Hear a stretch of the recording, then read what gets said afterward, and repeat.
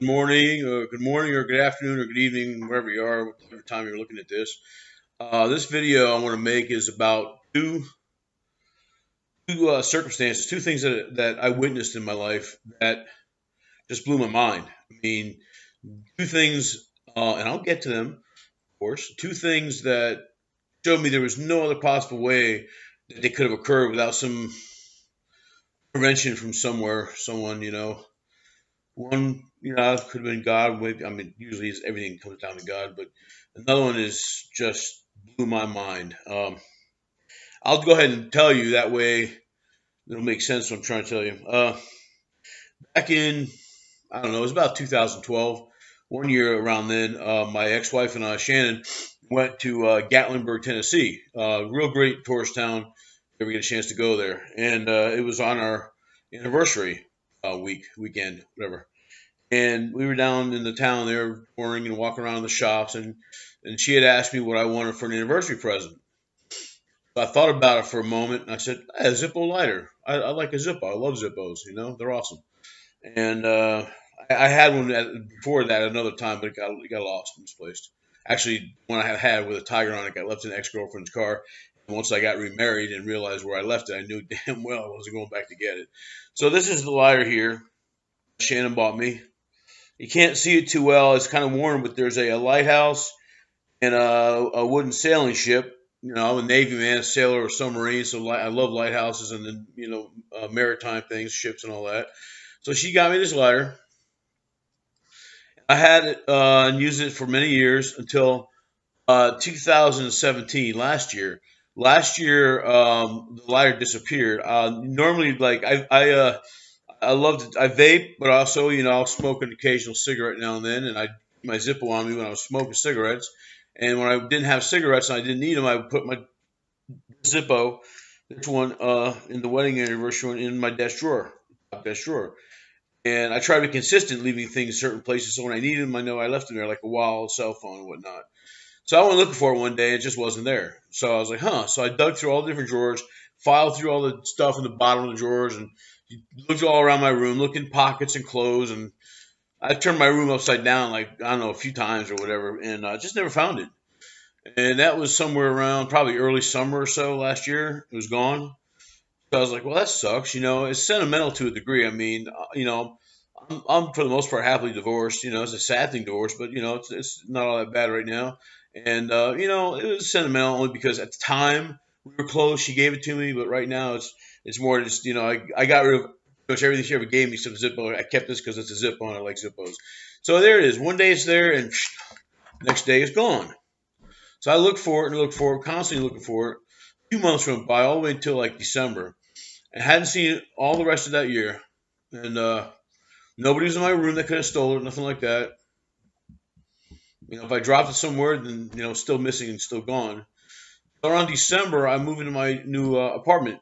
I'm speaking to you from now, and I have a desk out in my living room, and I have my computer and everything's at my desk, and I'm at my desk day after day after day, and everything's the same as it was the day before. And one day, I go to sit down at my desk, and I look over the side of the desk, and out of nowhere, the slider was there. It just appeared. It was, and when I packed my stuff, I never saw it, never touched it, never packed it, never carried it in my pockets. It was just gone. And it was sitting on my desk one day, lo and behold, right in front of me.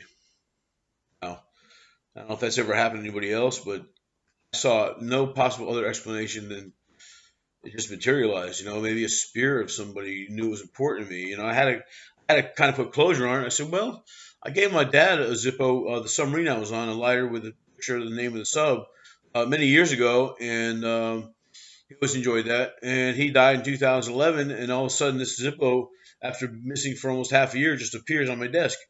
So I had to say, well, maybe it's my dad. He just materialized it because it was a Zippo, and he knew I liked it. I don't know. I don't know. The other one is um, try to cut the corners and make it kind of short. I don't want to make a real long video. Back in, I don't know, 1993 or something like that. Um, my father's father, had the shingles on his back for a while, many years or whatever, and he was really miserable. And He was uncomfortable, which I can understand, and he ended up in the hospital on a morphine drip. Pretty much nobody knew if he was going to be around for another week or 2 weeks or a few days or whatever. But he basically one day, my first ex, Becky, one that owes 110,000 child support, you had to add that in. We went to the hospital one morning, and my grandmother and my stepmother were there by his side, just visiting. He was out of it, but they were there, And we went up there, did a visit, a few minutes here and there, whatever. And then we left. And when we left the hospital road, we took a right down the main road. We asked, each other, what do you want to do? You want to grocery shop? Or do you want to go here, go there? We do laundry, whatever. And we both agreed, let's go grocery shopping. And the supermarket was up the street behind where we were heading from. Like I had to do a U-turn. And when I did that, I did a U-turn to go to the supermarket. And I ended up well, the light was red, so I stopped at the light, of course. And then when the light turned green, instead of going straight to the supermarket, my hands just moved and steered the car left towards the hospital. Well, without even thinking about it, I ended up walking back upstairs or taking the elevator back upstairs. And when I got by my grandfather's side, he died within 15 to 20 seconds. The nurse called it death rattle.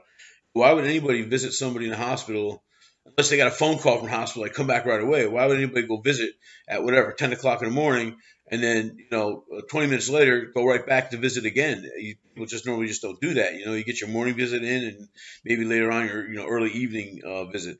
But yeah, I turned back and was right by his side when he went. It was pretty good closure, you know. We got along and everything. We just weren't never really super close because I didn't live down in Florida for a real long time. But those two occurrences, the lighter and being by my grandfather's side, um, blew my mind. And I just thought I'd share it in case anybody else had that experience or they wonder about, if this stuff's real, the spiritual world and God and whatever. But do what you want. I'm glad I shared that. I thought there were a couple fascinating stories. Y'all. I've been in New Hampshire for almost 2 years out of Mississippi. I'm still saying y'all. Take it easy. Thanks for watching. Bye.